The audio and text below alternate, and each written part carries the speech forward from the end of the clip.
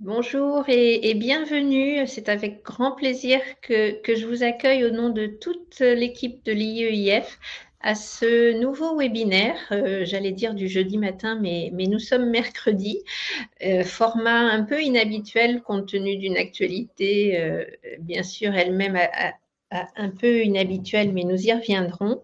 Donc, ce point de conjoncture de printemps, nous l'avons intitulé de cette façon. Nous organisons 2 réunions de ce type dans l'année, en mai et septembre. Et donc, le dernier s'était tenu en septembre dernier, rappelez-vous. Il était intitulé « À quand la sortie de crise ?»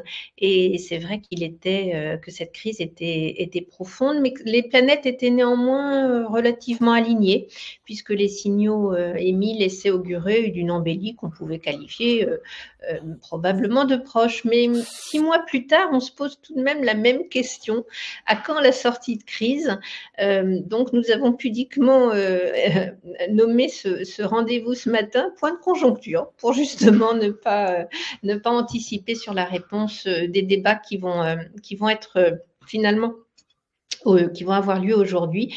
Vous en avez l'habitude. Nous sommes là tous ensemble ce matin pour décrypter les perspectives économiques et immobilières. Et les questions sont nombreuses ce matin, en particulier les conséquences de la politique protectionniste des États-Unis, les impacts potentiels du plan allemand qui constitue un revirement majeur en matière de doctrine économique, comment vont évoluer l'inflation, les taux d'intérêt, toutes ces questions qui, bien sûr, créent un contexte macroéconomique et financier et qui impactent l'immobilier, sur lequel nous allons également revenir sur les conséquences que ces éléments de cadrage constituent pour les marchés immobiliers. Donc, vous l'avez compris, on a un ordre du jour assez chargé, mais je vous laisse le temps, encore quelques instants, d'attraper votre café et surtout, je dirais surtout votre agenda pour noter les prochains rendez-vous, alors qui sont à destination de nos adhérents, donc cette fois sur un rythme du jeudi matin.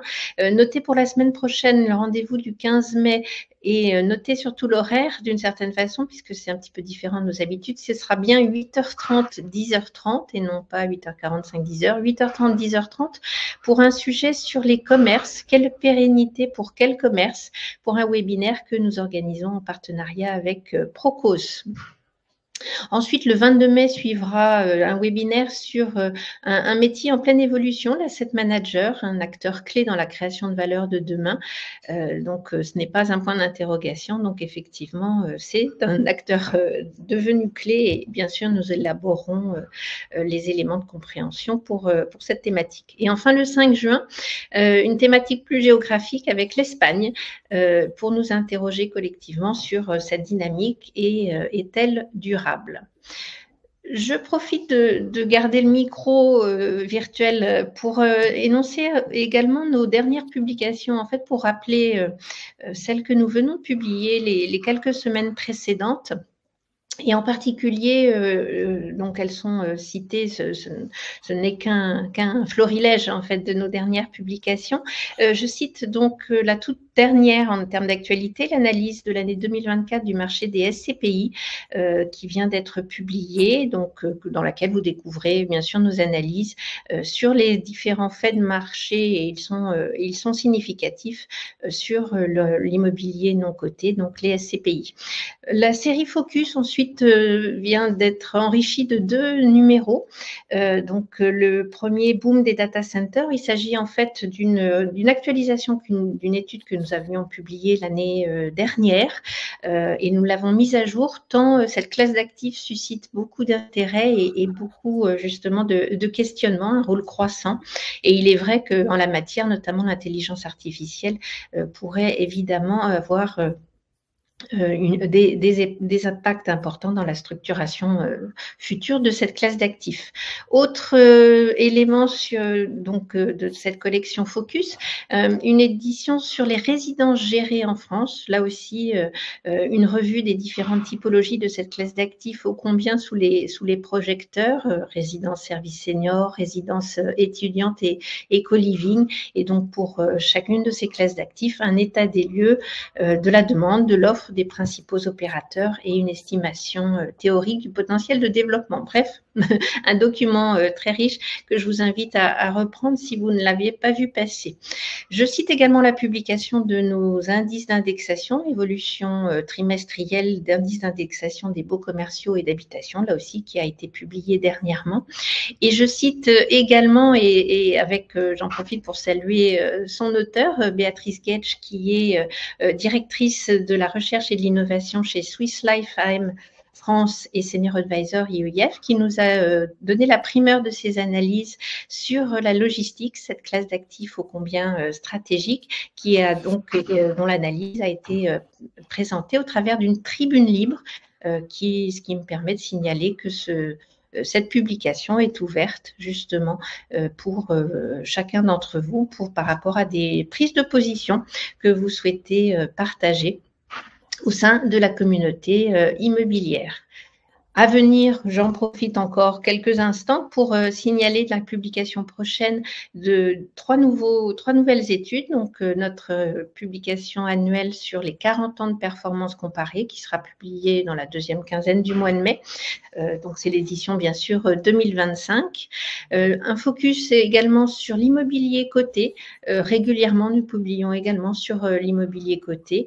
Et enfin, un autre focus également début juin, cette fois, sur le choc démographique et ses impacts sur les marchés immobiliers de bureaux. Donc, vous voyez une palette d'informations, de matières, d'analyses pour nourrir vos réflexions que l'on souhaite les plus pertinentes possibles et les plus accessibles possibles.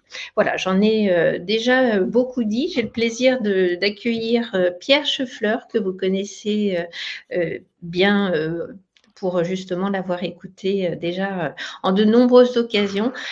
Pierre qui va bien sûr dans un premier temps décliner ce que j'évoquais en matière de cadrage macroéconomique et financier et leurs impacts sur les marchés immobiliers.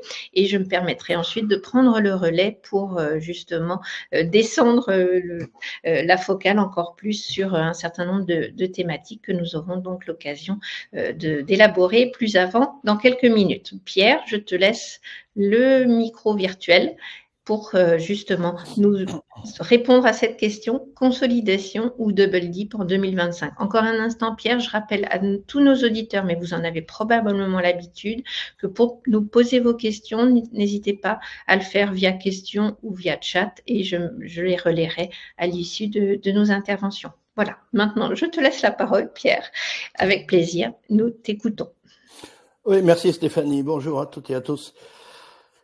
Cette présentation en une demi-heure, c'est un peu une gageure, évidemment, de décrire les facteurs macro-financiers affectant l'immobilier aujourd'hui, connaissant la confusion qui règne sur les marchés financiers. Mais on va se concentrer en fait sur le sujet consolidation du marché ou risque de double dip en 2025. Et vous verrez que ça se déroule un peu comme un feuilleton. J'espère que je retiendrai votre attention pendant cette petite demi-heure. Voyez-le un petit peu comme un feuilleton, parce que c'est un peu comme ça que je l'ai vu.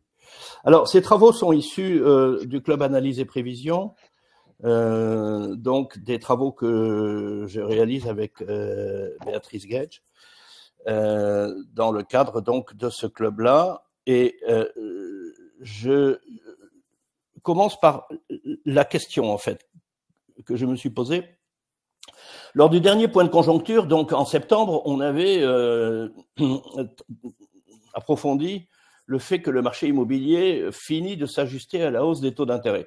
Bon, je ne vais pas refaire l'histoire, vous connaissez la hausse de 450 points de base des taux directeurs de la BCE en réponse à la crise de l'énergie, à la crise sanitaire de 2020 qui avait entraîné un pic d'inflation monumental. Évidemment, cette hausse des taux directeurs, c'était la sortie de 10 ans de politique monétaire accommodante et ça avait provoqué évidemment l'implosion du marché obligataire et puis du marché immobilier. Alors, fin 2024, les signaux montraient que le marché immobilier était en train de panser ses plaies. D'abord, les volumes de transactions qui s'étaient effondrés semblaient se stabiliser à des niveaux très bas.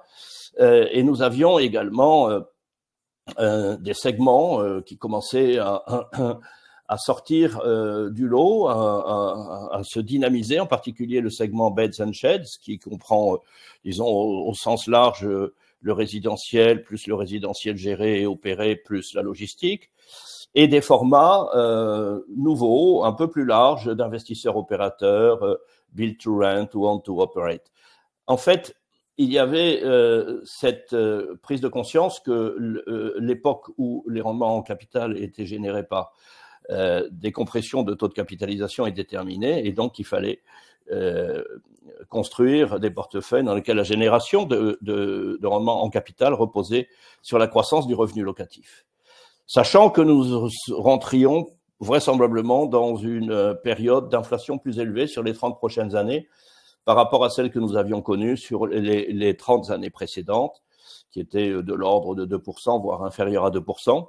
Voilà à peu près le paysage qu'on avait en 2024.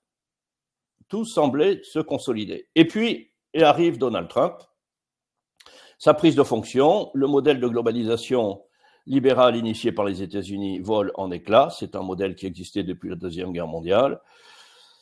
Donald Trump met en place quelque chose qui s'appelle Fortress America, doctrine Monroe, 1830.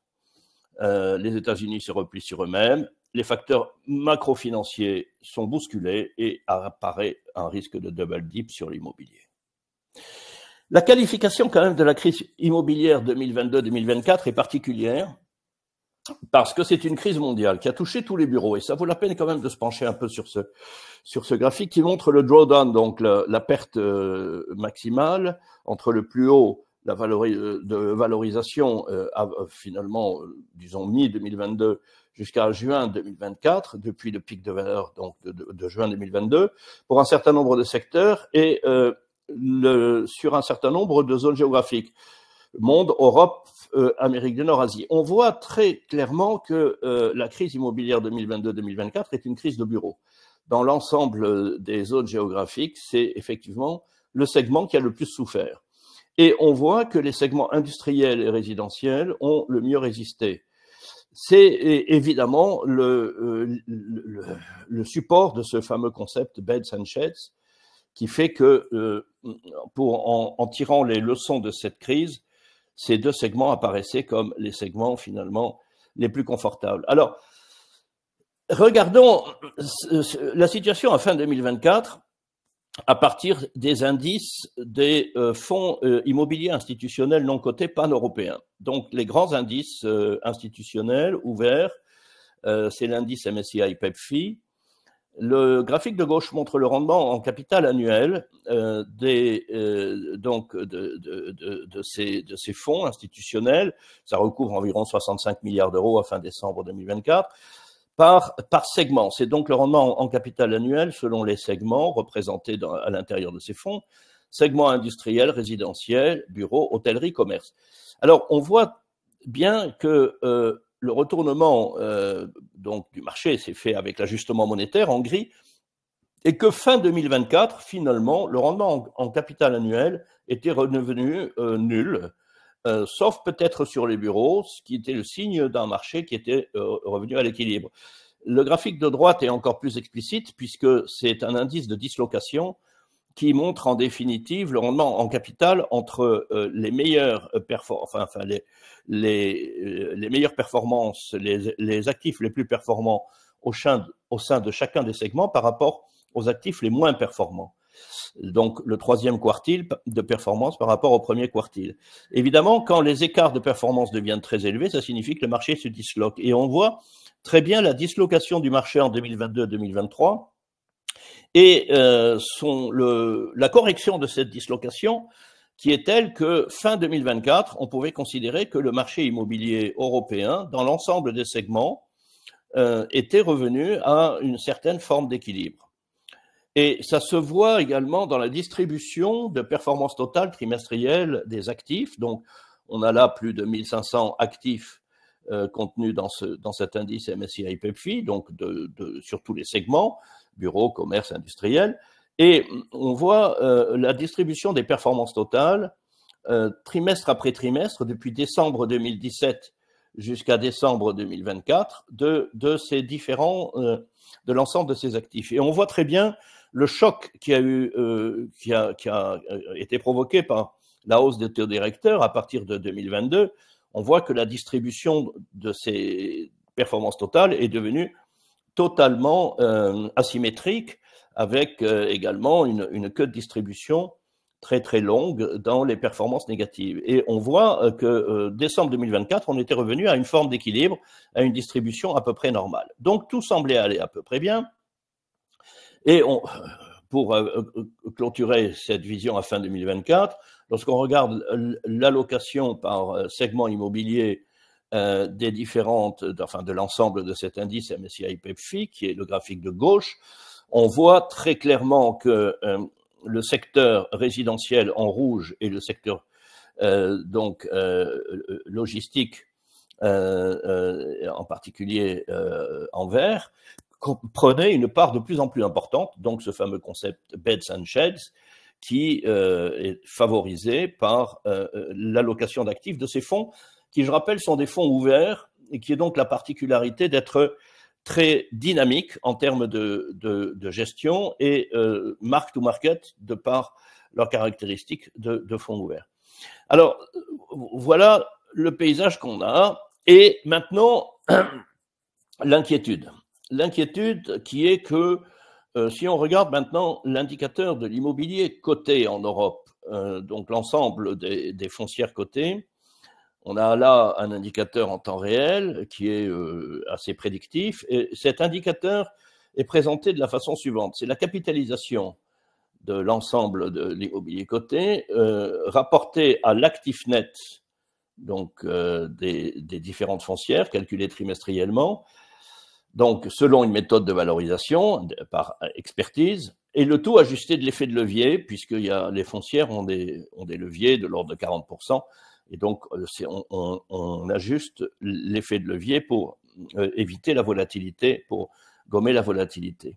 Et on voit très bien, la crise de 91, par exemple, a entraîné une décote sur actifs nets de pratiquement 25%. Ça signifie qu'à cette époque-là, le marché ne croyait pas dans les valorisations d'expertise et le marché pensait que finalement, les valeurs d'expertise allaient beaucoup baisser. Mais vous voyez le rebond qui a eu lieu en 93-94. Pareil, lorsque on a eu la crise financière globale de 2007-2009, des décotes importantes, suivies d'un rebond et de l'apparition d'une surcote. Et là, si on se positionne en 2022, on voit qu'on a une décote sur actifs nets historique qui n'a jamais été vue finalement durant les 2 dernières crises immobilières, voire encore plus forte que celle de la crise de début des années 90, et une correction qui se met en place dès 2023 et qui s'interrompt.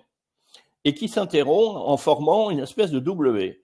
Alors ça signifie quelque part que le marché pense que les évolutions qui ont eu lieu fin 2024 et début 2025 ne sont pas favorables finalement aux valorisations immobilières, essentiellement les inquiétudes sur les taux d'intérêt en Europe. Et on va rentrer un peu plus dans le détail.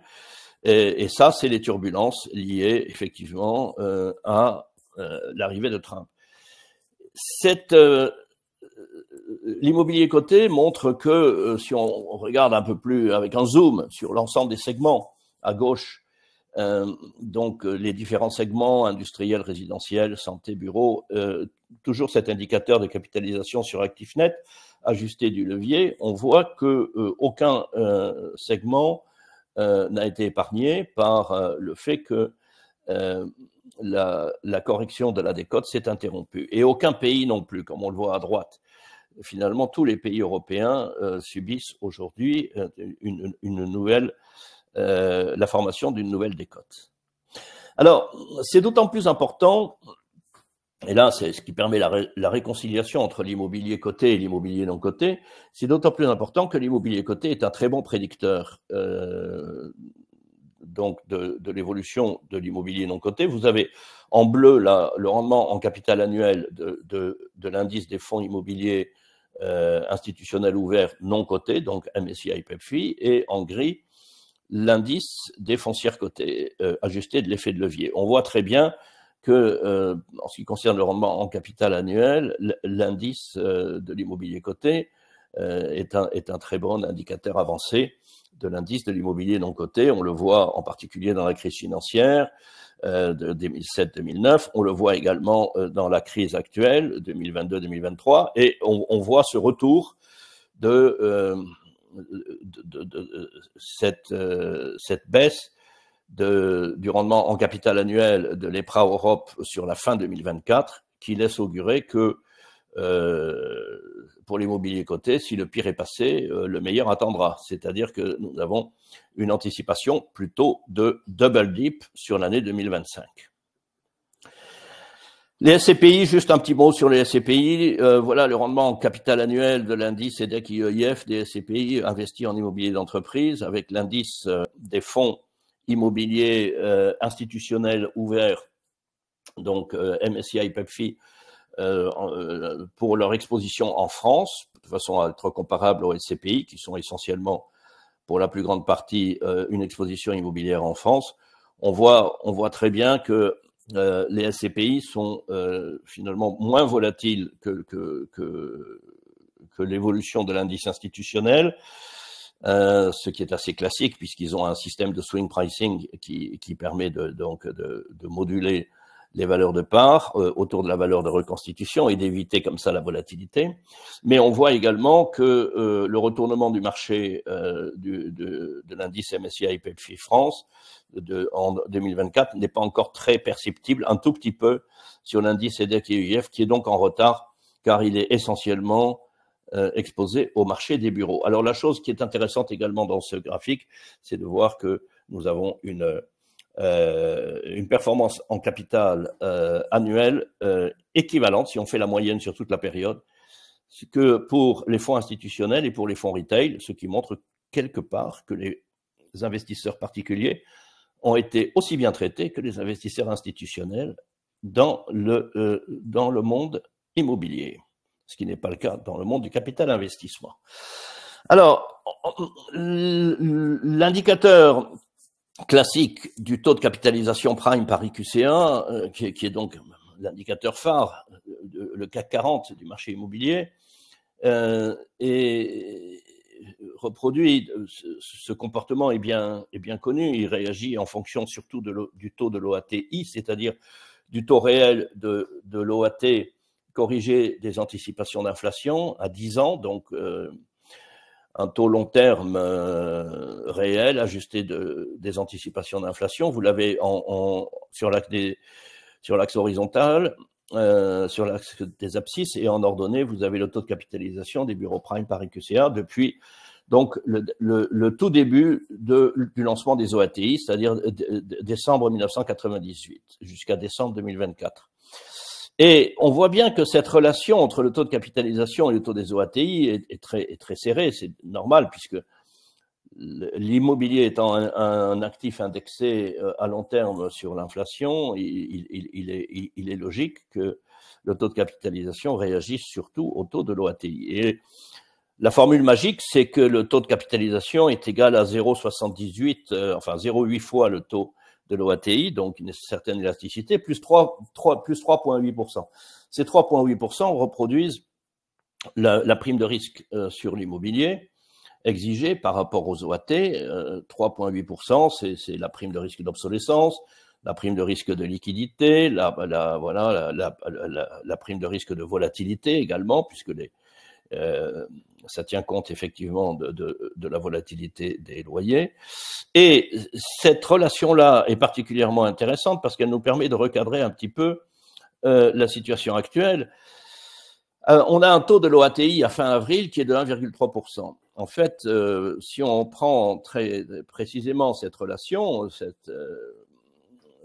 historique, cette régression historique, qui est encore une fois une corrélation très forte de l'ordre de 95%, on devrait avoir un taux de capitalisation sur le bureau prime par IQCA de 4,8%. Ça signifie que pour obtenir un équilibre du marché, c'est-à-dire un niveau de liquidité sur le marché analogue ou au niveau de celui qu'on a connu historiquement, sachant qu'aujourd'hui, encore une fois, les niveaux de liquidité restent très bas, très peu de transactions, il faudrait que le taux de capitalisation remonte à 4,8%.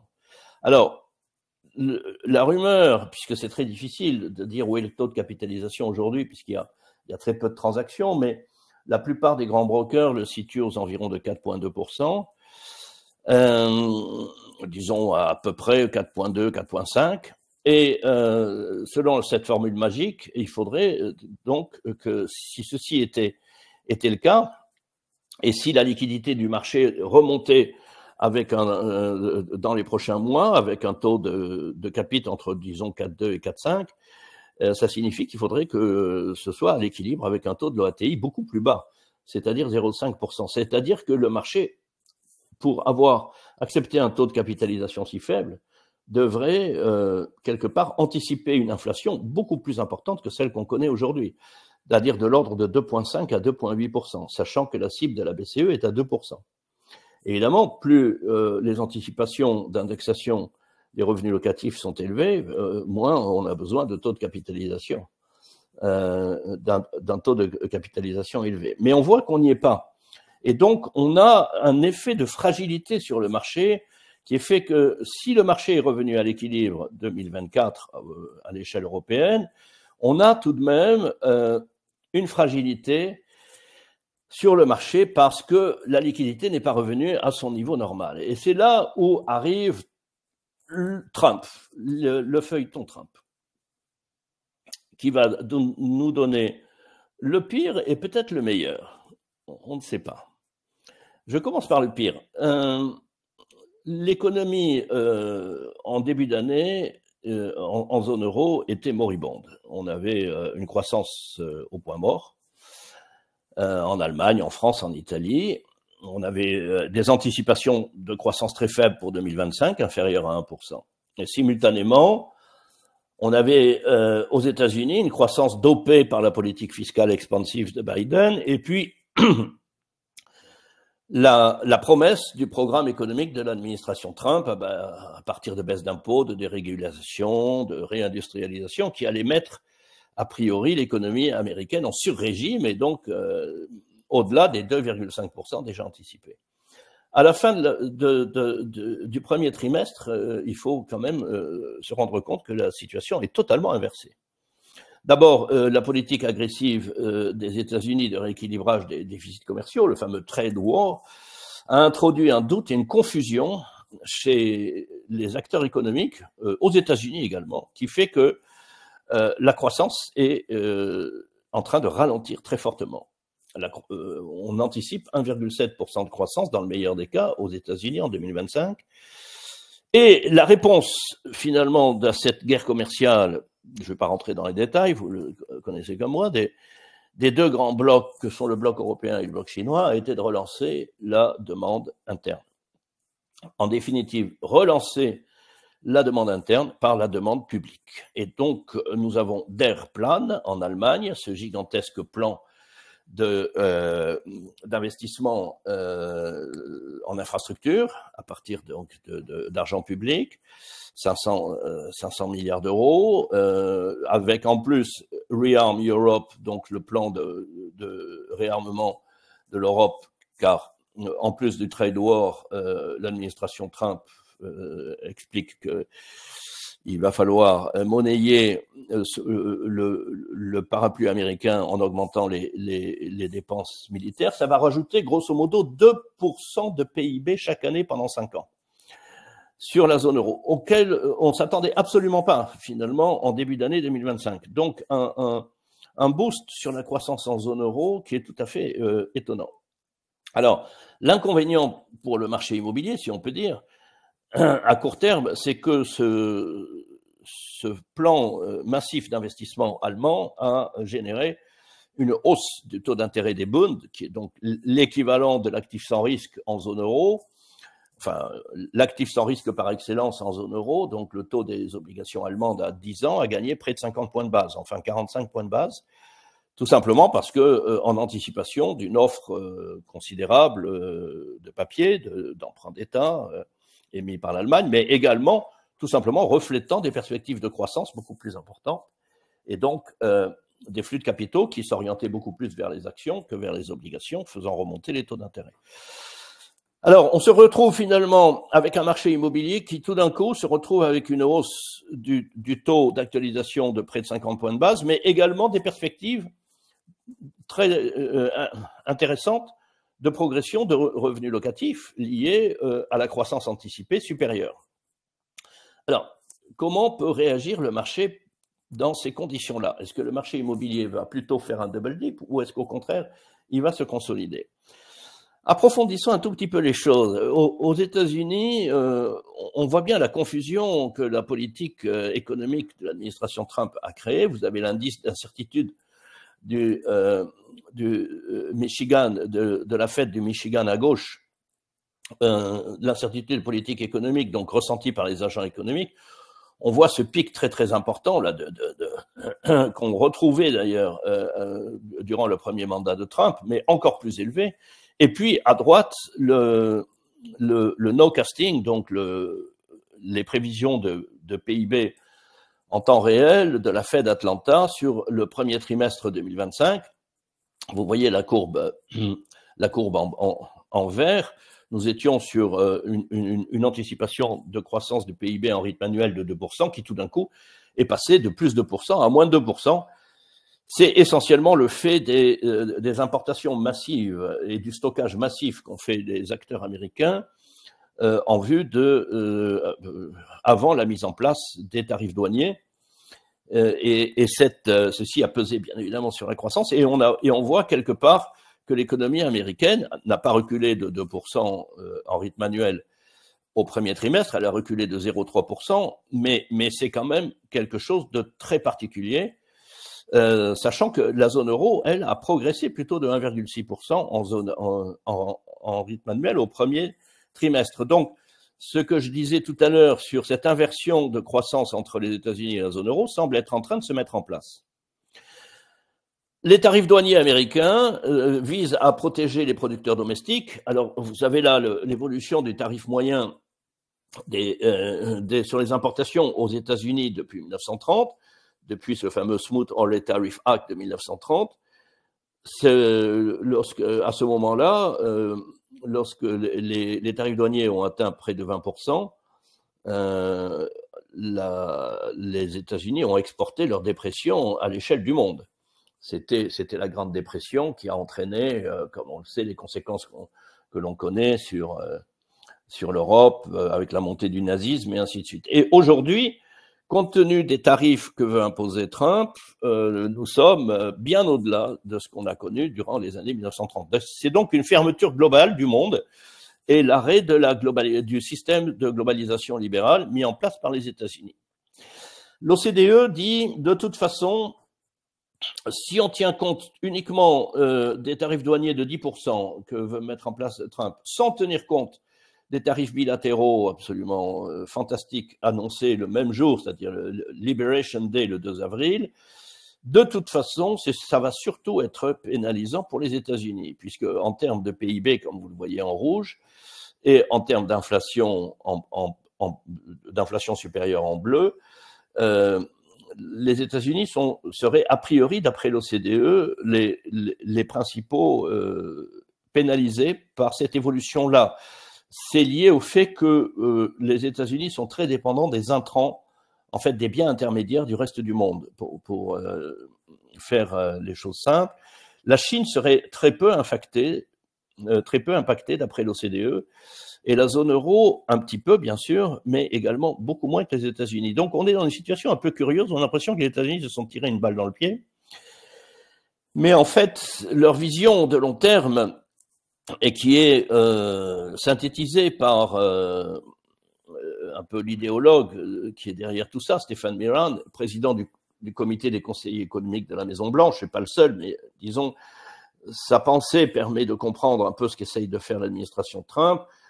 Il considère que les États-Unis souffrent d'une surévaluation du dollar, ce qui est vrai, ce qui a détruit leur industrie, ce qui est aussi vrai, et ils arguent le fait que cette surévaluation est la conséquence du fait que les États-Unis fournissent au monde l'actif de réserve, le dollar et les bons du Trésor américain, et également fournissent le parapluie de la défense, et qui ne sont pas payés suffisamment pour ces deux services. Et donc, que pour être payé pour être suffisamment payé pour ces deux services, il faut impérativement prélever une dîme sur les partenaires américains, et que ce prélèvement de dîme se fait par les tarifs douaniers, puisque d'après leur idéologie, les tarifs douaniers sont payés en dernier lieu par le pays tarifé. C'est donc, et ils le reconnaissent, Stéphane Miran, cette recomposition des flux commerciaux va entraîner une volatilité très forte sur les marchés. Eh ben, on est servi. Le moins qu'on puisse dire, c'est que quand on voit, par exemple, que le dollar taïwanais a gagné 6% sur un jour la semaine dernière, c'est ce qu'on appelle de la volatilité. Mais il n'y a pas que le dollar taïwanais, on va le voir, il y a des choses beaucoup plus inquiétantes. Juste, je mentionne en passant que le plan du réarmement européen, qui est un des fondements qui permet de sous-tendre le fait que la croissance économique pourrait être très supérieure à ce qui était escompté en zone euro sur les 5 prochaines années, de l'ordre de 2%, supérieur à ce qui était escompté à la fin de l'année 2024. Ça va pas être quand même très très simple de faire adopter le plan du réarmement européen, parce que la question du modèle social se pose. Vous le voyez sur le graphique de gauche. Par exemple, depuis 2000, les dépenses publiques en Europe par type pour les membres de l'OTAN ont surtout augmenté au niveau des dépenses sociales, qui est en gris, et les dépenses liées à la défense en rouge sont très en retard. Le modèle social est très privilégié par rapport au modèle de défense dans l'Union européenne et en zone euro. On le voit sur le graphique de droite, le retard pris par les différents pays par rapport à l'objectif de 2% de PIB consacré à la défense. Donc, soyons également clairs et vigilants sur le fait que ce plan ne va pas se faire de façon très simple.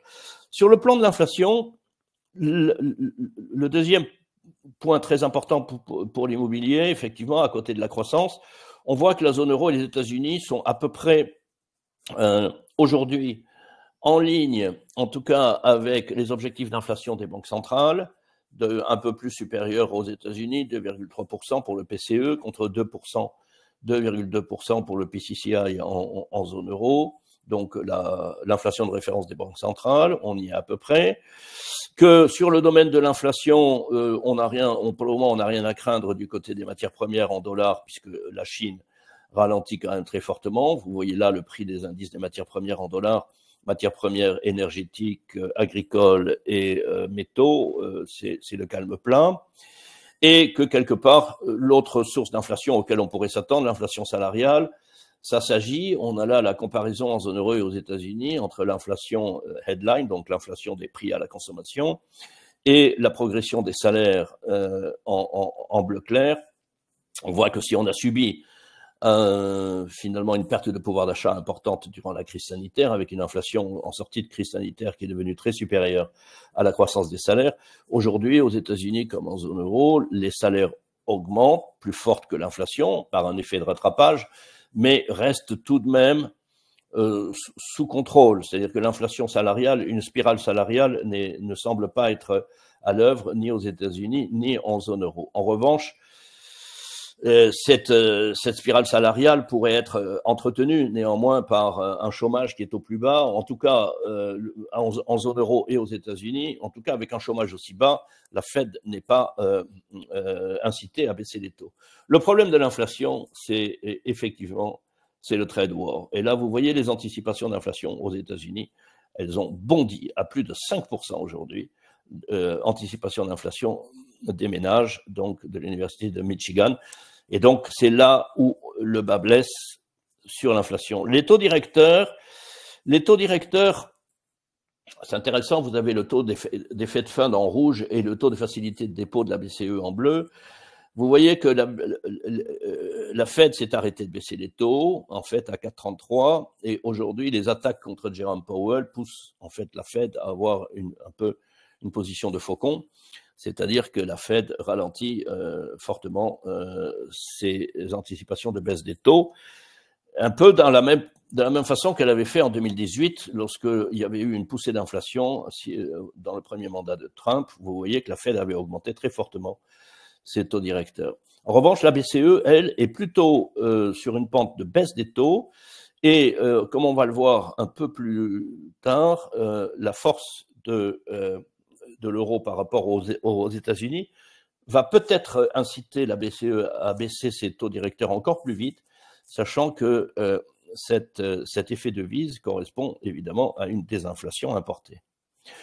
Les taux d'intérêt long terme sont revenus grosso modo à leur niveau pré-crise financière globale, que ce soit en termes nominal ou en termes réels, un peu plus élevés aux États-Unis qu'en zone euro. Les courbes de structure de taux, en fonction de la maturité, se repentifient, comme vous le voyez, de façon beaucoup plus nette en zone euro à gauche. Là, vous avez les courbes de structure du Bund que pour les US Treasuries à droite. Nous avons donc une situation qui est en train de se reconstituer. C'est une condition indispensable d'une bonne tenue du marché immobilier, c'est qu'il y ait un bon équilibre sur le marché obligataire. Alors, la pente de structure de taux n'est pas encore tout à fait suffisante. Il faudrait quelque part qu'elle augmente, enfin la prime de terme entre les taux long terme et les taux court terme en zone euro devrait être 50 points de base supérieurs. Il est possible que ce recreusement de la pente des taux d'intérêt en zone euro se fasse surtout par la baisse des taux directeurs de la zone euro qui devrait baisser à 2% rapidement, voire pour le taux de facilité de dépôt, voire 1,75%, et permettre ainsi une repentification normale de la courbe de structure des taux sans qu'il y ait trop de turbulences sur les taux long terme. Voilà. En France, on a toujours ce problème de risque de crédit et de spread vis-à-vis du Bund. Comme vous le voyez sur le graphique de droite, c'est évidemment une épée de Damoclès qui pèse sur le marché immobilier français, mais c'est quelque chose à surveiller. Et on va rapidement, mais quelque part, on n'a pas le temps de trop s'étendre là-dessus, et je voudrais revenir sur l'autre côté, la deuxième épisode du feuilleton Trump. Si dans le feuilleton Trump, il y a cette histoire de trade war, il y a également quelque chose de beaucoup plus compliqué et de beaucoup plus inquiétant. Ce sont ces moments turbulents. Des moments Liz Truss. Liz Truss, le Premier ministre du Royaume-Uni, qui a créé un effondrement financier en octobre 22 suite à l'annonce d'un budget déséquilibré, eh ben, pour le moment, Trump a réussi à se faire deux moments Liz Truss. Un, le 2 avril, lorsqu'il a annoncé les tarifs bilatéraux, et une autre fois, lorsqu'il a voulu virer Jérôme Powell le 17 avril. Qu'est-ce qui s'est passé sur ces deux éléments-là? Un effondrement complet à la fois du dollar, une hausse des taux d'intérêt et un effondrement de la bourse. Donc en fait, une crise tout à fait analogue à celle que l'on connaît sur les marchés émergents. Et c'est très étonnant de la part d'un pays comme les États-Unis. C'est-à-dire une perte de confiance globale, rapatriement de tous les actifs. Les États-Unis ne sont plus une destination de capital, mais une source de capital. Et ça, c'est un changement de paradigme global. Évidemment, à chaque fois, les choses se sont un peu reconstituées, mais pas vraiment, de façon très crédible. L'incertitude est là, le manque de confiance est là, et il y a la possibilité que d'autres moments Liz Truss arrivent très rapidement. En particulier, l'idée de Stéphane Miran de mettre en place une retenue à la source sur les intérêts perçus par les investisseurs étrangers sur la dette fédérale américaine, ça signifie en substance qu'on va passer d'une trade war à une capital war. Donc, on va élargir la guerre à la balance des paiements entièrement. Alors ça, je dois vous dire que du coup, les gens vont vendre massivement les US Treasuries pour éviter d'être taxés. Et ces gens-là sont essentiellement, comme vous le voyez, là, la balance des capitaux est très déséquilibrée, mais en faveur des États-Unis, comme la dette fédérale américaine est détenue à près d'un quart par des investisseurs étrangers. Donc ça, c'est évidemment, c'est la partie complémentaire de la balance commerciale, c'est qu'effectivement, les dollars américains sont réinvestis aux États-Unis. Mais ça, ils s'en sont peut-être pas rendus compte que c'était un grand avantage. Et le privilège exorbitant du dollar, l'exceptionnalisme américain, c'est que l'épargne du reste du monde sert à financer les États-Unis, et en particulier le déficit américain. Donc, si on introduit maintenant des tarifs douaniers, disons, sur ces flux de capitaux, eh bien, les flux de capitaux vont disparaître. Et les États-Unis, on se demande comment ils vont se financer. Donc, il est à craindre des turbulences du style least trust moments sur le dollar, qui devrait rester faible, sur les taux d'intérêt américains, qui devraient continuer de monter, et ainsi de suite. Alors, qu'est-ce que ça signifie pour notre marché immobilier? Et ça, c'est le dernier slide. Ça signifie que, en fait, c'est pas si mauvais que ça pour nous. Et c'est ce qui va nous permettre peut-être et c'est la dernière partie du feuilleton, c'est ce qui va nous permettre peut-être d'éviter un double dip sur l'immobilier en zone euro. Car qu'est-ce qui s'est passé? L'euro a progressé de 10%, puisque effectivement les flux de capitaux sont sortis des États-Unis et sont venus massivement sur l'Europe, pas uniquement sur l'Europe d'ailleurs, parce que sur les devises asiatiques également, les investisseurs asiatiques qui sont des très grands détenteurs d'actifs américains n'ont aucune envie de voir la valeur de leurs actifs se déprécier et donc ont vendu massivement les actifs américains, en particulier les bons du Trésor. Donc, la progression de l'euro vis-à-vis du dollar, ça peut avoir un effet récessif, évidemment, sur la croissance, sauf qu'effectivement, on voit que lorsqu'on tempère ça par ce qu'on appelle le taux de change effectif de l'euro, c'est-à-dire le taux de change pondéré par la part des différents partenaires commerciaux, comme la plupart des partenaires commerciaux ont vu également leur devise progresser, le taux de change effectif de l'euro n'a augmenté que de 5%, heureusement, et puis de 2% en excluant les pays dont la monnaie est directement liée au dollar. Donc, assez peu d'impact sur la balance commerciale et donc sur la croissance. En revanche, un impact très fort sur l'inflation, c'est-à-dire sur la désinflation, l'importation, puisque la zone euro est importatrice nette d'énergie, l'énergie est libellée en dollars, d'autant que, comme je le montrais tout à l'heure, les matières premières sont plutôt sur une pente de baisse. Combiné à la baisse du dollar, ça fait effectivement une facture énergétique qui est très lourde pour l'Europe et qui explique largement son manque de compétitivité par rapport à l'économie américaine. Eh bien, cette chute du dollar combinée à la chute de l'énergie, c'est du pain béni, évidemment, pour la baisse de l'inflation en zone euro et donc pour que la BCE soit incitée à baisser plus rapidement ses taux directeurs. D'ailleurs, et c'est la dernière conclusion, le taux des Bunds, qui est finalement le taux de l'actif sans risque en zone euro, qui est donc le taux qui nous intéresse pour l'équilibre du marché immobilier, qui avait gagné près de 50 points de base à l'annonce donc du plan d'investissement d'Airplan, le plan massif, a reperdu ces 50 points de base puisque les capitaux sont sortis des États-Unis pour revenir vers la zone euro. Donc quelque part, ces moments least trust ont profité à la zone euro en faisant en sorte que l'inquiétude qu'on pouvait avoir pour la tenue du marché immobilier de taux d'intérêt long terme en hausse sur la zone euro a été complètement renversée par des flux de capitaux qui sont venus baisser au contraire le taux des bonds en zone euro, réduisant donc le risque de double dip sur l'immobilier en 2025. Donc il faut remercier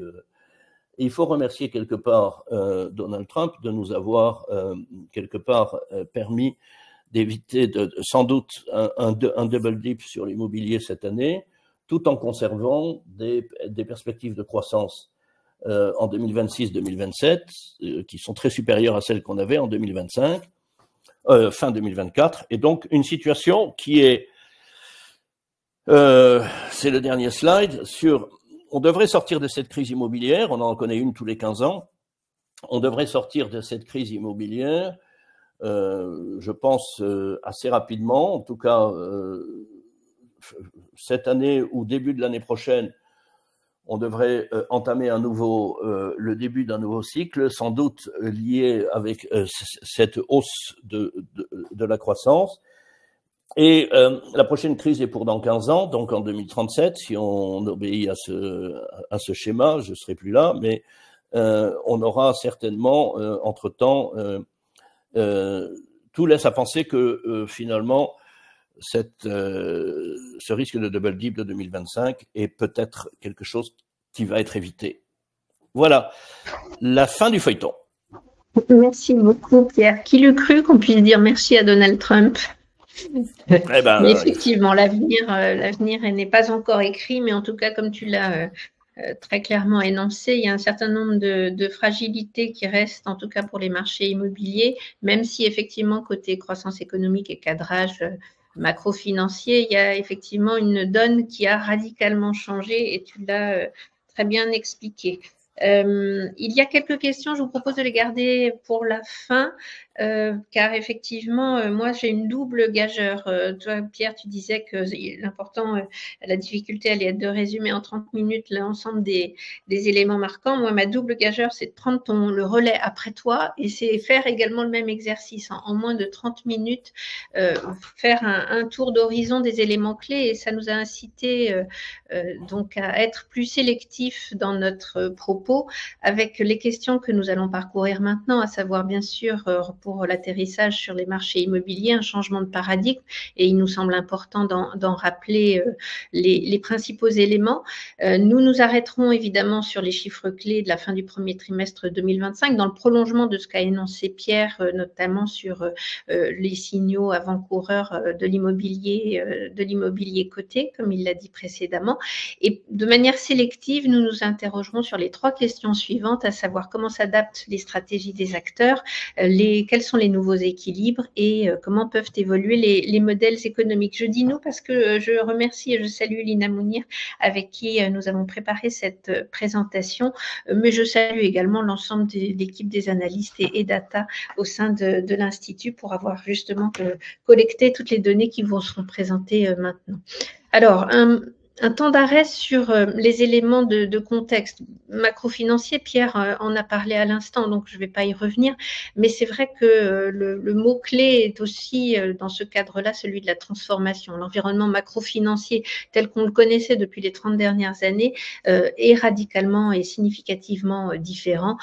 Croissance économique, régime d'inflation, et comme l'a dit Pierre, l'impact est justement très, très fort en matière de génération de revenus, génération de valeur, justement moins la priorité portée au rendement en capital, mais plutôt à celle justement du rendement locatif qui est bien l'élément clé et nous y reviendrons. Je ne peux m'empêcher de porter un projecteur, mais qui sera bien trop court, mais évidemment sur la transition climatique, qui est l'une des lames de fond majeures et essentielles, avec des impacts en matière d'obsolescence des actifs, sur bien sûr les méthodes de production et les matériaux et par voie de conséquence sur les coûts de construction, mais de fait aussi, et c'est pour le point sur la valorisation des actifs est en ce sens absolument essentiel. Mais quelques mots sur ce sujet, simplement pour rappeler que c'est un élément évidemment, encore une fois, majeur et à considérer de manière vraiment prégnante.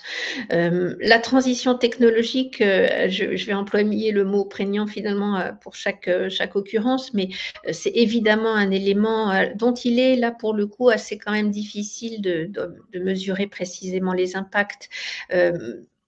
On apprécie, on peut quantifier déjà, comme ça a été le cas dans les précédentes révolutions industrielles, l'effet sur les emplois. On sait que des emplois seront détruits. Néanmoins, ce que l'on ne sait pas encore, c'est justement la façon dont les emplois vont être modifiés et puis surtout, un certain nombre vont être créés. Les proportions sont évidemment, encore une fois, difficiles à mesurer. Mais l'impact de l'intelligence artificielle sur le travail, sur l'organisation du travail, sur les emplois, et plus proche de nous, même si ces sujets sont déjà très proches dans les sujets immobiliers, sur la conception et la gestion des actifs immobiliers. Après, deux lames de fond dont finalement, là aussi, on les a toutes en tête, mais c'est vraiment important de les souligner parce que l'immobilier que nous concevons, que nous gérons, que nous définissons, eh bien, derrière, il y a des humains et donc la transition démographique dont on voit justement revenir un peu plus loin dans la présentation est importante puisque concrètement, la pyramide des âges évolue, ça je ne l'apprends à personne, hein, vieillissement de la population. Quelque chose qu'on avait peut-être perdu de vue, l'évolution de la population active, qui a aussi un impact très très fort sur l'immobilier, et donc la nécessité que ça induit de transformer des actifs immobiliers, transformer là aussi un terme que nous emploierons régulièrement au cours de cette présentation. Et en particulier avec une finalité de logement, quand on sait ô combien les besoins aujourd'hui ne sont pas satisfaits. Transformation de la société, donc ça c'est quelque chose bien sûr que l'on évoque très régulièrement avec un rapport au travail, au rapport au tourisme, à la consommation, aux loisirs, et bien sûr des attentes en matière de logement qui évoluent et qui sont encore une fois ces éléments, ces 5 éléments ne sont évidemment les lames de fond qui guident chacune des décisions finalement d'acteurs immobiliers qui sont les vôtres, mais qui effectivement évoluent et à un rythme parfois beaucoup plus rapide que celui auquel on avait initialement pensé. Alors, j'avais promis un tableau de bord. Vous avez là sous les yeux l'ensemble finalement des chiffres clés que tous les acteurs que vous êtes avaient peut-être de manière diffuse, mais là, ils sont résumés en un seul point. Et donc, ça veut dire beaucoup de chiffres. Et on va les parcourir rapidement pour s'intéresser, comme son nom l'indique, aux chiffres clés. Avec d'abord, vous voyez, le montant qui est indiqué, c'est l'investissement immobilier d'entreprise sur le premier trimestre, immobilier d'entreprise plus résidentiel. Et donc, ce niveau d'investissement, il s'établit à 4,4 milliards d'euros à la fin du premier trimestre, immobilier d'entreprise plus résidentiel.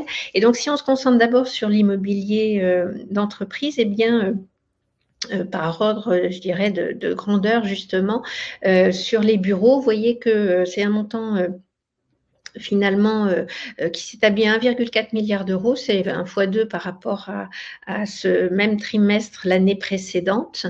Et c'est vrai que parmi les transactions de l'année, il y a une transaction notable de plus de 200 millions d'euros qui s'est faite en bureau au cours de ce trimestre, et 2 transactions notables qui ont été faites sur les commerces, et donc ce qui porte ce seuil à plus de 1 milliard, 1,3 milliard sur les transactions à l'investissement sur les commerces au cours du premier trimestre 2025, et ce qui est une progression multipliée par plus de 3 par rapport au premier trimestre de l'année précédente. Toujours pour poursuivre dans le sens des aiguilles d'une montre, logistique et locaux d'activité, mais ce sont 700 000 0,7 millions d'euros qui se sont portés sur la logistique et les locaux d'activité. Donc, c'est un niveau stable par rapport à l'année précédente. Et en hôtellerie, vous le voyez, c'est moitié moins au cours de ce premier trimestre 2025 que ce qui s'était porté sur cette classe d'actifs au premier trimestre 2024, donc avec 0,5 milliards d'euros. Donc, vous voyez, un volume de transactions, je rappelle le contexte sur l'immobilier tertiaire, donc ça nous fait un total de 3,9 milliards d'euros sur un premier trimestre.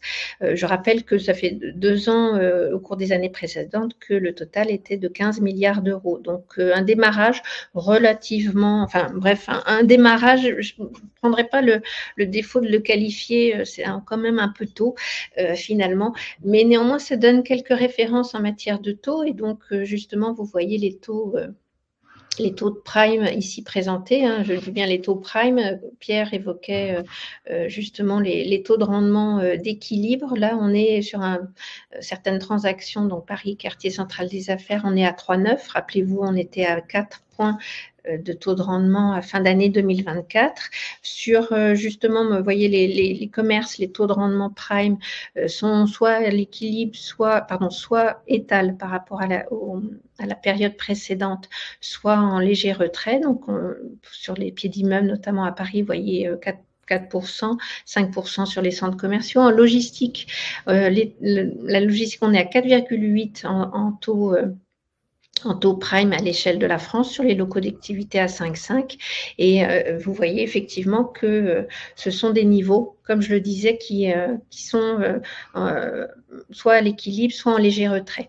Pour l'activité locative sur cet immobilier d'entreprise, il est intéressant de rappeler que, notamment sur les bureaux, vous voyez la demande placée en Île-de-France, et donc il s'agit bien des transactions locatives et des ventes à utilisateurs, on est à un seuil de 419 000, un peu plus de 419 000 mètres carrés pour le premier trimestre, ce qui est en léger retrait 6% par rapport au premier trimestre 2024. Mais l'un des faits frappants, c'est cette offre immédiate qui n'en finit pas de progresser. On dépasse maintenant les 5,8 millions de mètres carrés. C'est une hausse de 18% par rapport à son niveau il y a un an. En termes de loyer, toujours Paris Prime, QCA, on est à 1 200 € du mètre carré. Et autre fait marquant sur la logistique et les locaux d'activité, on a également une activité locative relativement stable, puisque ce sont un peu plus de 805 000 mètres carrés qui ont été placés. Mais le point à noter, c'est compte tenu de cette offre immédiatement disponible, eh bien, le taux de vacances est élevé, et c'est même le taux le plus élevé depuis 10 ans, donc 5,7. Sur les commerces, notons des fondamentaux économiques que finalement, donc Pierre, dans le prolongement de ce que Pierre a énoncé, en matière d'inflation et notamment de consommation des ménages, qui est en soi le reflet de leurs inquiétudes, et donc ce qui se traduit par exemple par des indices de fréquentation qui sont dans le rouge pour notamment les commerces. Et enfin pour l'hôtellerie également, après une année qui était particulièrement porteuse 2024, c'est vrai que la comparaison avec l'année précédente signale des légers reculs. Mais effectivement, voilà, ce sont peut-être les éléments clés d'une slide, j'en conviens, qui est extrêmement riche. Pour conclure sur le résidentiel, avec un marché sur la transaction, vous le voyez, qui est en repli. C'était, rappelez-vous, 3 milliards d'euros qui avaient été échangés au cours de l'année 2024 sur le résidentiel. Et là, le premier trimestre, on est à 0,5, un peu moins de 0,5 d'investissement sur cette poche. Donc, volontairement, un tableau de bord extrêmement riche, mais l'idée, c'est justement de prendre un point de vue un petit peu différent, et en particulier une mise en perspective historique. Bien sûr, ces éléments de tableau de bord, vous les avez tous en tête, mais cette mise en perspective historique les positionne un petit peu différemment et nous rappelle justement, encore une fois, probablement les lames de fond que j'évoquais précédemment. Par exemple, vous avez là à gauche l'évolution de la répartition des volumes investis. Donc là, je suis sur la partie toujours immobilier d'entreprise. Et ce qui est intéressant de remarquer, vous voyez deux histogrammes. Le premier sur la moyenne 2015-2019, moyenne trimestrielle, donc chaque trimestre, quelle est la part de chaque classe d'actifs qui a été transactée à l'investissement, et en regard, donc la moyenne sur la période plus proche, 2023, et incluant le premier trimestre 2025. Vous voyez que la ventilation par, bien sûr, au-delà d'une baisse, bien sûr, des volumes très, très significative.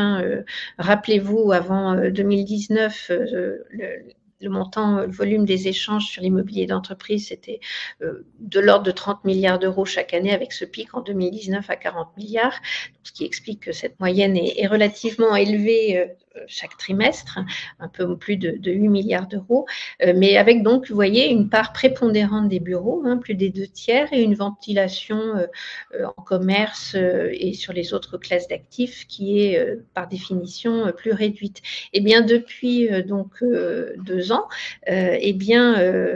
sans surprise, la part allouée au bureau est finalement fortement réduite, et un certain rééquilibrage dans les autres finalement classes d'actifs d'immobilier tertiaire, en particulier encore une fois sur les commerces, une part relativement stable. La logistique finalement tire son épingle du jeu avec une part qui est en forte progression par rapport à cette historique sur plus longue période, et de même qu'effectivement l'hôtellerie et l'activité. Ça, c'était d'un point de vue classe d'actifs. Voyons maintenant d'un point de vue répartition géographique, mais cette fois à l'échelle de l'Île-de-France. Vous comprendrez Et sur le même critère, quelle a été l'histoire jusqu'en 2019 et ensuite quelle est la moyenne sur plus courte période. Eh bien, c'est le constat que je faisais précédemment sur un rééquilibrage d'une certaine façon.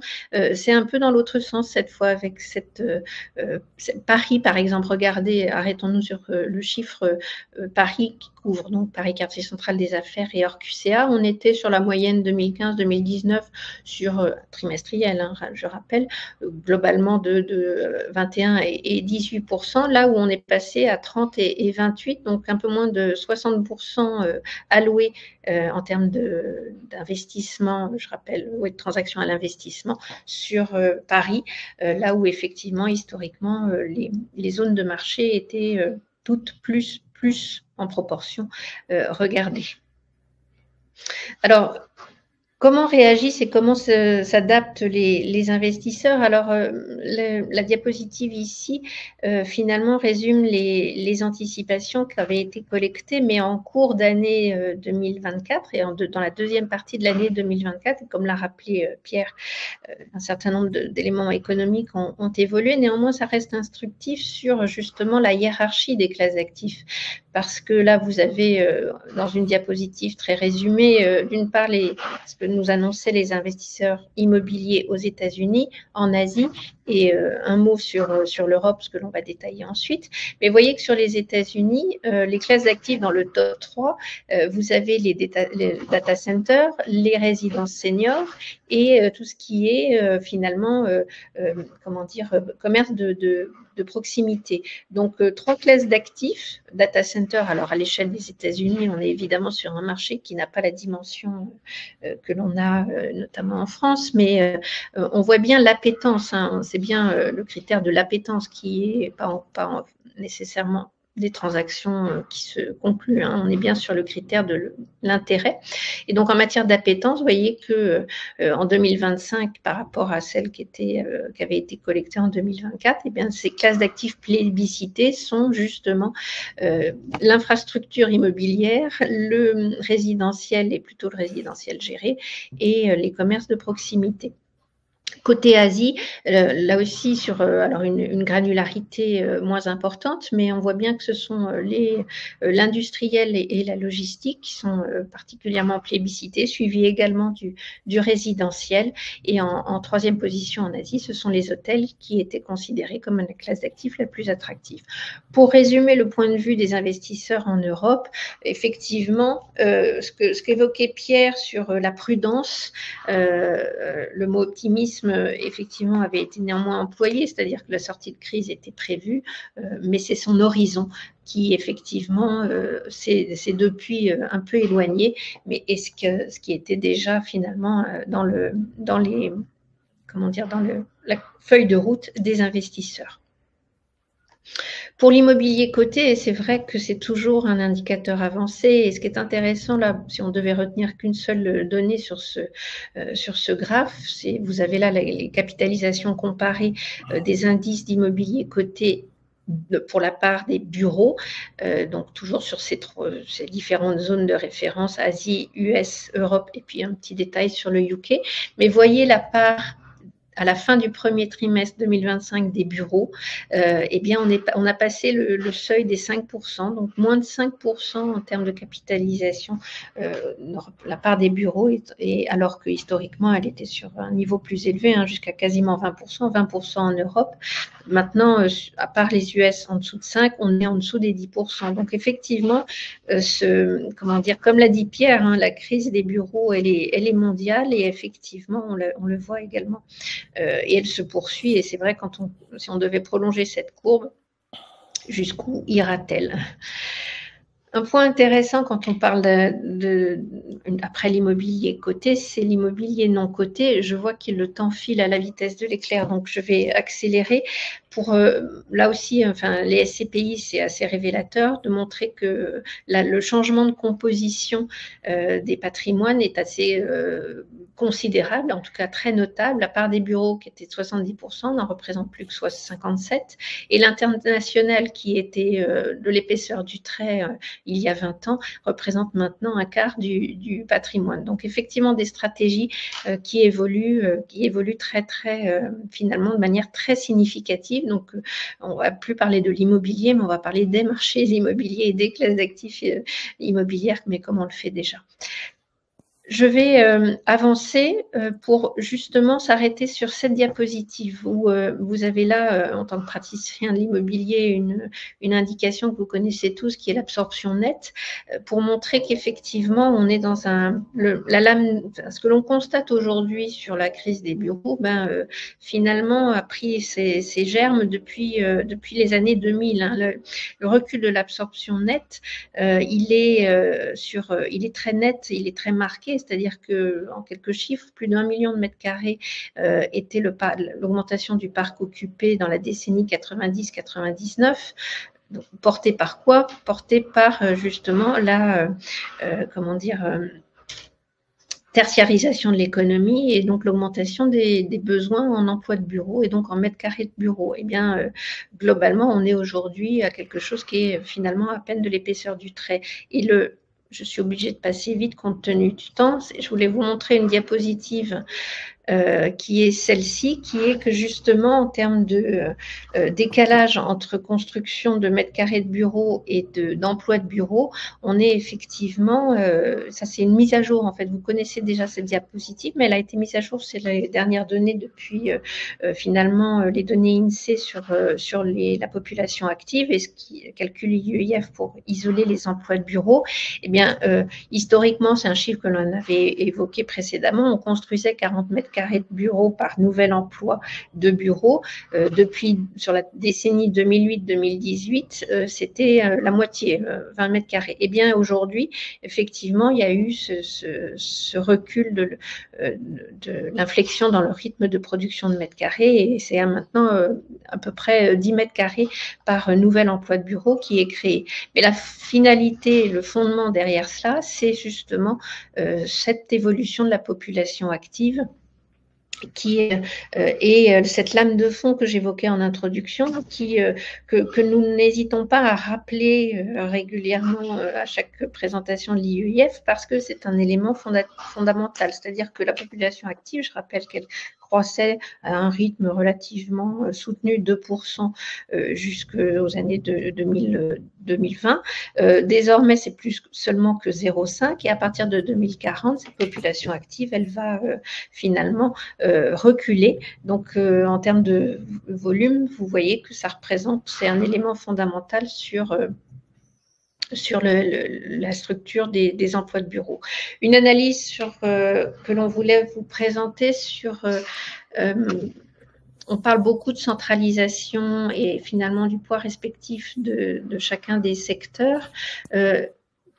Un élément qu'on a moins vu, c'est justement, parce que tout à l'heure j'ai mentionné, ou pas d'ailleurs, la vacance en Île-de-France en bureau, elle est à plus de 10%. Eh bien, il est intéressant de voir comment se sont répartis dans l'offre disponible les parts des différents secteurs de marché, toujours dans l'idée justement de prendre un cadre élargi et puis de descendre à l'échelle des secteurs de marché pour voir ce qu'il en est. Eh bien, vous voyez que là, on est sur autant dans le parc occupé, qui était la diapositive que vous connaissez parce que nous l'avions déjà présentée, on constate une relative stabilité des équilibres, autant à l'inverse sur justement la partie disponible du parc, on est sur des choses qui évoluent très, très fortement. Il me reste très peu de temps pour aborder un sujet qui nous semblait important, qui est celui de la transformation des modèles économiques. Parce que toutes les transformations que Pierre a évoquées dans le contexte macroéconomique et celles que j'ai ajoutées de manière très structurante en matière de démographie, en matière d'environnement et je dirais de société et de technologie, eh bien, elles concourent toutes à rendre plus que nécessaire cette transformation des modèles économiques, parce que derrière ces lignes de force, il y a des enjeux auxquels l'ensemble des acteurs de la chaîne de production et de création de valeur en immobilier doivent répondre, à savoir des enjeux de durabilité et des enjeux d'abordabilité. Enjeux de durabilité, c'est-à-dire que nous sommes tous aujourd'hui amenés à travailler davantage sur l'existant, donc à transformer cet existant pour concevoir un immobilier plus durable, et des enjeux d'abordabilité parce qu'il nous faut tous collectivement faire mieux avec moins de ressources pour répondre à des attentes qui évoluent, mais finalement en contenant ces coûts de transformation et surtout sans surenchérir les coûts de sortie. Et donc ça veut dire développer des modèles également moins dépendants des cycles économiques, dont on a vu, et Pierre l'a brillamment présenté, qu'ils ne constituent plus les relais nécessairement sur lesquels, notamment en termes de création de valeur, on s'appuyait tous. Donc, je renvoie au livre blanc que nous avons publié pour le compte de Société Générale en partenariat avec Novamétrie, pour justement évoquer les transformations du modèle économique telles qu'elles peuvent ruisseler en partant de la promotion vers justement les autres créateurs de valeur au sein de la chaîne immobilière. Et je pense notamment à ce modèle investisseur-promoteur, en fait, l'alliance de ces métiers pour justement proposer ces éléments de réflexion sur une chaîne de création de valeur qu'il convient de repenser avec un adossement capitalistique ou des partenariats durables, donc sur des métiers finalement qui étaient jusqu'à un certain point silotés, et dont il va convenir de réunir avec des mots-clés qui sont une plus grande transparence, une plus grande collaboration, et ce qui soulève néanmoins des questions fondamentales que je n'ai malheureusement pas le temps d'aborder et d'élaborer plus avant, en matière de financement et en matière de culture et de méthode, à savoir justement un réalignement des intérêts particuliers sur les intérêts généraux, sortir de la chaîne de production de l'immobilier d'une logique d'empilement de marge, et de trouver de nouvelles façons de travailler ensemble vers davantage de transparence. Et donc, ça traduit aussi la nécessité d'élargir le champ de compétences. Et pour conclure, et c'était un point qui se voulait une ouverture en matière de réflexion, et ça reboucle là aussi avec ce que disait Pierre sur justement l'évolution et le mouvement des flux de capitaux, parce que tout ceci n'est possible que si les grands allocataires d'actifs continuent de regarder l'immobilier avec autant d'intérêt que précédemment. Et les plans que tu évoquais, Pierre, notamment économiques, qu'il s'agisse du plan ReArm Europe, du plan allemand, ou même de la politique énergétique de l'administration Trump, j'ai noté que tu citais que les mouvements de capitaux finalement partaient des États-Unis vers en particulier l'Europe, et ça pouvait donc déjà être porteur, pour autant que par rapport à la nature des actifs qui sont financés entre infrastructures et immobilier, alors l'immobilier étant probablement un peu des deux, hein. Pour les data centers, on se pose la question. Pour même la logistique, je rebondis sur ce que j'ai cité au début sur la tribune libre de Béatrice Gedge, qui évoquait une infrastructure immobilière. Donc, l'immobilier continuera d'être attractif aux côtés de l'infrastructure, et donc ce qui constitue effectivement des éléments porteurs pour l'industrie immobilière. Un tour d'horizon en trop peu de temps, dont il manque évidemment des éléments, mais j'espère néanmoins avoir répondu pour cette partie dédiée au marché immobilier à un certain nombre des questions. Mais je rappelle que nous avons fait le choix d'être seulement portés sur 3 questions principales. Donc, et j'en profite surtout aussi pour saluer et remercier Pierre pour la qualité de ses présentations. Je regarde si une question peut être attrapée au vol. Néanmoins,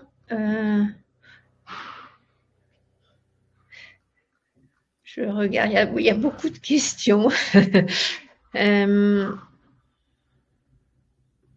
Peut-être une question néanmoins pour rebondir, Pierre, sur les volumes d'investissement dans le prochain cycle, justement sur le lié, voilà une question quand tu évoquais les incertitudes. Oui, il est certain que les volumes d'investissement qu'on a connus durant la période d'assouplissement quantitatif qui a duré presque 10 ans en zone euro ou aux États-Unis, un peu plus longtemps même, 2012-2022, ces volumes d'investissement sont difficilement, peuvent difficilement être considérés comme normaux. On avait des taux d'intérêt nuls, donc une situation très très particulière d'attrait de l'immobilier lié au fait que l'immobilier est un actif réel, dégage forcément un rendement courant positif et nettement plus élevé qu'un actif financier dans lequel les taux d'intérêt peuvent varier de moins l'infini à plus l'infini. Comme vous le savez, le taux de rendement dans l'immobilier, actif réel, il fluctue entre 3% et 7%, quelles que soient les conditions monétaires sous-jacentes.